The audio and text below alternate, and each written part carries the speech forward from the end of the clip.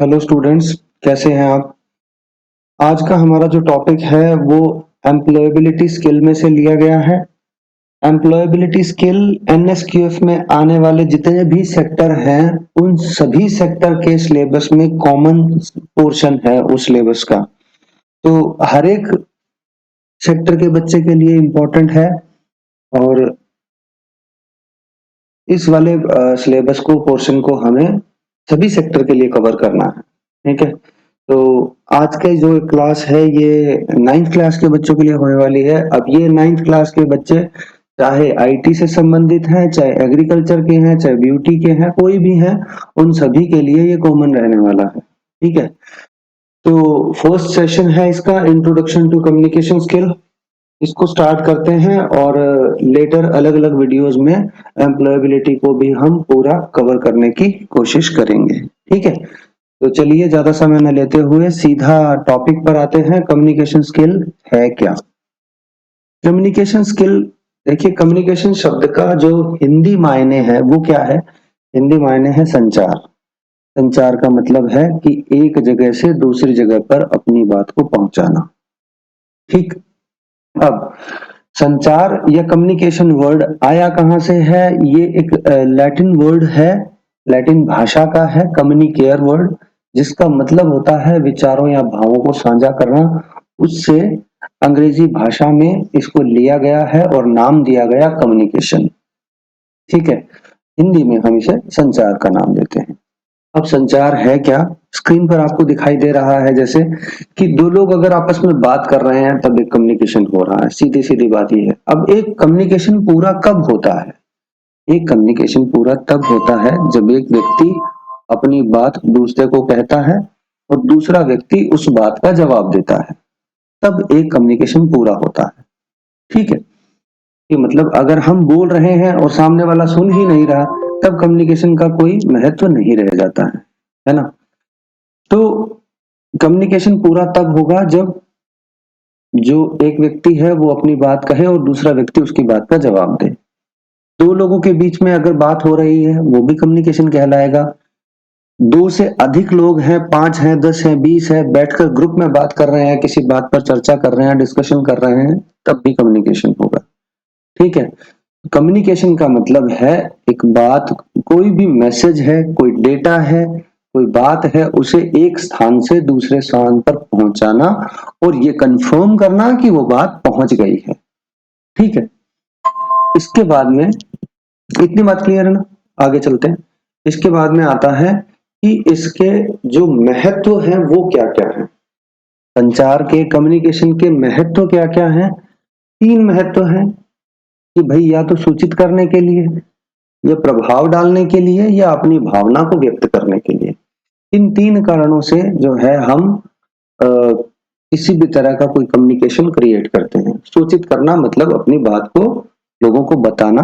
ठीक है, सूचना देना। अभी जैसे मान लीजिए कि मैं किसी व्यक्ति को किसी पर्टिकुलर बात के बारे में सूचित करना चाहता हूँ, सूचित करना कहलाएगा। प्रभाव डालना मतलब कोई व्यक्ति स्टेज पर खड़ा होकर पब्लिक के सामने बोल रहा है, ठीक है, अपनी बात को रख रहा है। आप लोग देखते होंगे गांव में, शहरों में पंचायतें होती हैं या फिर रैलियां होती हैं आजकल, तो वो क्या है, वो प्रभाव डालने हेतु संचार किया जा रहा है।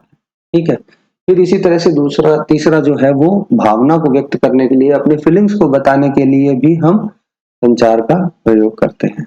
ठीक है, इसके बाद में जो नेक्स्ट आता है वो आता है इसके तत्व।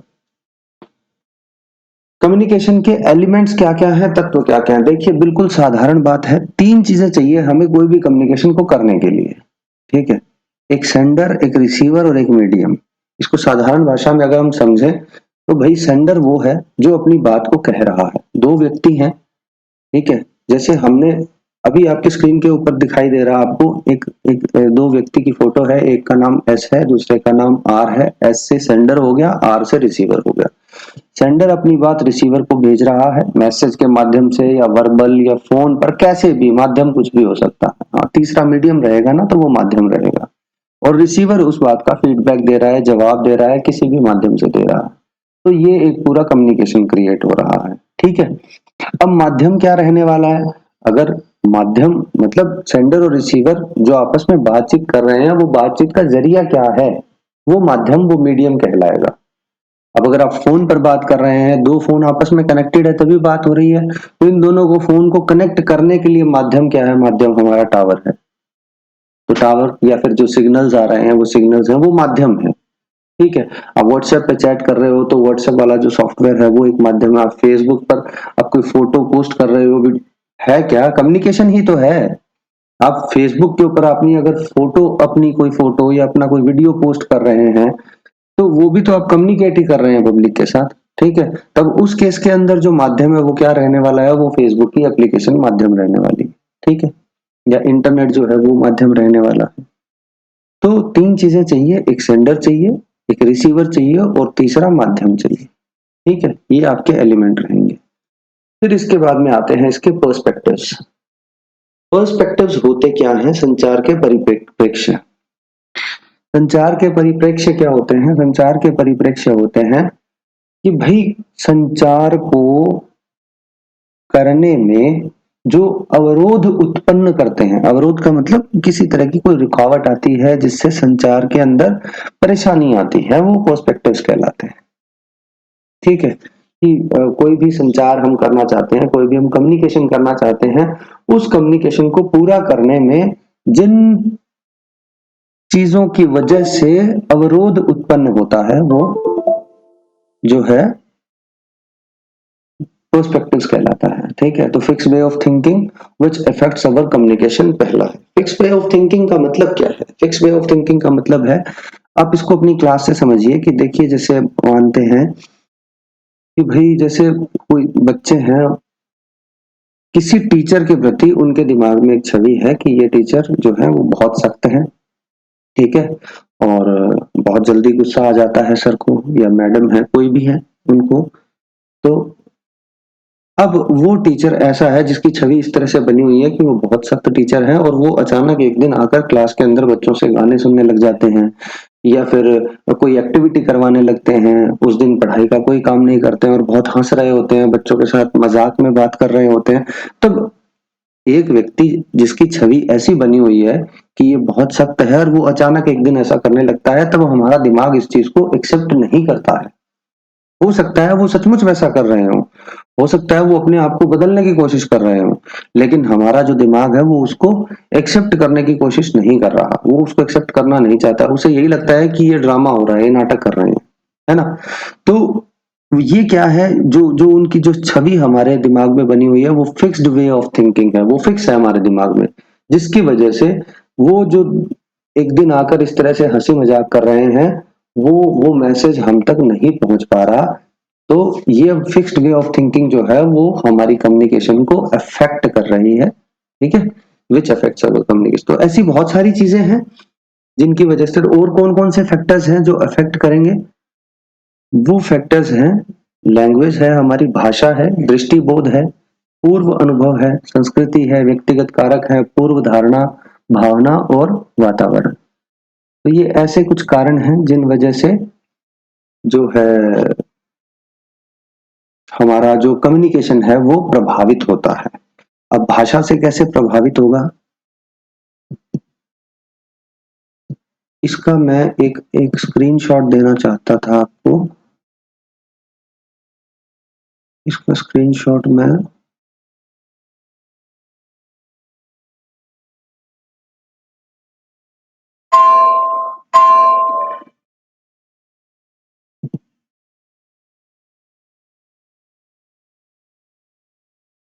चलिए कोई बात नहीं, हम इसको ऐसे ही समझते हैं, और इसका स्क्रीनशॉट हम लेकर आ जाएं तो बेहतर है।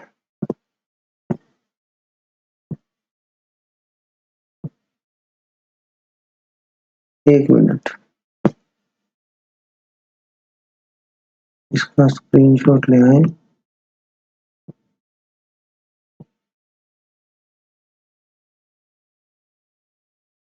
देखिए भाषा जो है वो किस तरह से अवरोध उत्पन्न करती है।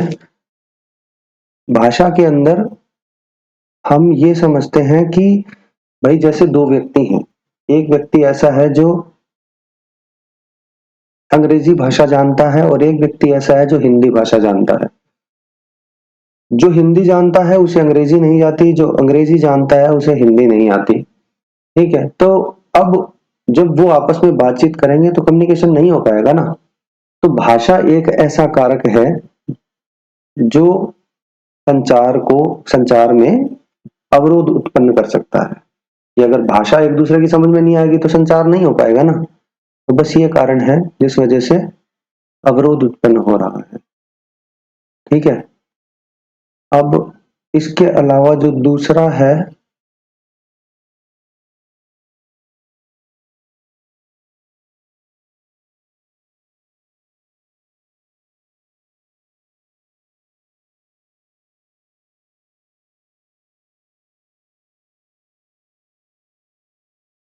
एक मिनट मैं वो ले ही आता हूँ।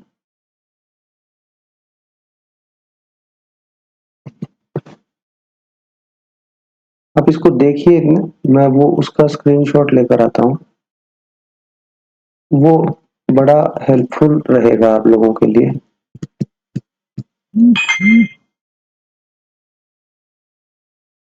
बहुत अच्छा लिखा हुआ है उसके अंदर। ठीक है,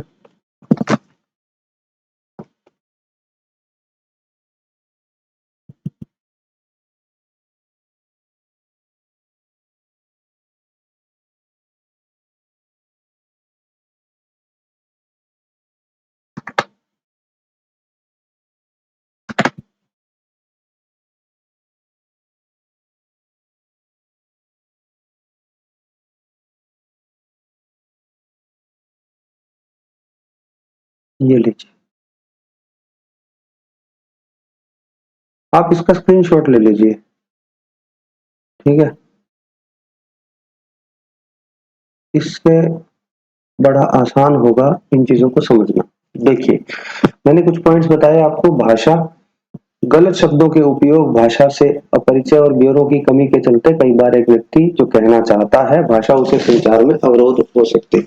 ठीक है, जैसा मैंने बताया ना, तो इसके अंदर लिखा हुआ है कि एक भारतीय व्यक्ति है और एक चाइनीज है। ठीक है, तो इन दोनों को अगर एक दूसरे की भाषा का ज्ञान नहीं है तो अवरोध उत्पन्न होगा। फिर इसके बाद में विजुअल परसेप्शन, दृष्टिबोध जो है, कि जैसे हमें कोई अधूरा चित्र दिखाया जाता है तो हमारा जो दिमाग होता है वो उसको पूरा करने की कोशिश करता है अपने दिमाग के अंदर ही। जैसे मान लो कोई फोटो है, उसे हमें आधा दिखाया गया है, तो हम उसको आधा, जो पार्ट हमें नहीं दिखाया जा रहा, उसको हमारा दिमाग बनाने की कोशिश करता है, लेकिन हर बार वो सही तो नहीं होता है ना। जिस वजह से जो संचार है, जो जो मैसेज दिया जाना है वो प्रॉपरली नहीं दिया जा रहा। इसी तरह से पूर्व अनुभव है पहले का, कि भाई जैसे मान लो अब इसके अंदर जो उदाहरण दिया गया वो ये है कि कोई दुकानदार है जो, भाई पिछली बार उसने आपको किसी वजह से धोखा दिया, ठीक है, तो दोबारा हम उसके पास नहीं जाते हैं, हम अनुभव के आधार पर कि भाई वो आदमी सही नहीं है, तो वहां पर भी जो है वो पूर्व अनुभव के आधार पर जो है हम स्पष्ट रूप से समझने या संवाद करने से रोकते हैं। ठीक है, फिर हमारी पूर्व धारणा है किसी व्यक्ति विशेष के प्रति या किसी ग्रुप के प्रति कि भाई मेरी कक्षा में कोई भी मुझे पसंद नहीं करता है, तो किसी कोई विद्यार्थी अगर ऐसा मानकर बैठा है तो फिर वो खुले तौर पर संवाद करने से बचता है। ठीक है, इसी तरह से वातावरण होता है। अब वातावरण का मतलब है कि जैसे मान लो कहीं शोरगुल हो रहा है, बहुत ज्यादा आवाजें हैं, वहां पर दो लोग खड़े होकर आपस में बात करते हैं तो नहीं हो पाती है बात। तो ऐसे कुछ कारण हैं जिन कारणों से संचार में अवरोध उत्पन्न होता है। आप एक बार अपनी स्क्रीन को पॉज करके और इसका स्क्रीनशॉट ले लीजिए ताकि आपको याद करने में आसानी हो। ठीक है, इसके बाद में अगला जो आता है वो आता है प्रभावी संचार क्या होता है। अभी हमने पढ़ा कि अवरोध क्या होते हैं, किस वजह से संचार के अंदर रुकावट आती है। अब आता है कि इफेक्टिव कम्युनिकेशन कैसे हो सकता है। तो बिल्कुल इसका भी आप स्क्रीनशॉट ले लीजिए, बिल्कुल सीधा सीधा लिखा हुआ है। ठीक है, कि इतनी बातें अगर किसी कम्युनिकेशन में होती है तो वो प्रभावी कहलाता है, वो इफेक्टिव कहलाता है। कि जो भी कम्युनिकेशन है वो स्पष्ट होना चाहिए, संक्षिप्त होना चाहिए, सटीक होना चाहिए, सही, सुसंगत, संपूर्ण और सविनय होना चाहिए। इनके नीचे बिल्कुल लिखा हुआ है कि स्पष्ट क्या होता है, संक्षिप्त, थोड़े शब्दों में अपनी बात को, सटीक, बिल्कुल सटीक शब्दों और वाक्यांशों का प्रयोग करना चाहिए, सही बात होनी चाहिए, व्याकरण की जो है अच्छे से प्रयोग होना चाहिए उसके अंदर। सुसंगत का मतलब है कि टॉपिक से रिलेटेड ही बात होनी चाहिए, इधर उधर की बात नहीं होनी चाहिए। संपूर्ण मतलब कंप्लीट होनी चाहिए बात, अधूरा ज्ञान जो होता है वो नुकसान करता है, ठीक है। फिर इसके बाद में विनम्रता के साथ और ईमानदारी से बात। तो ये था कम्युनिकेशन के बारे में।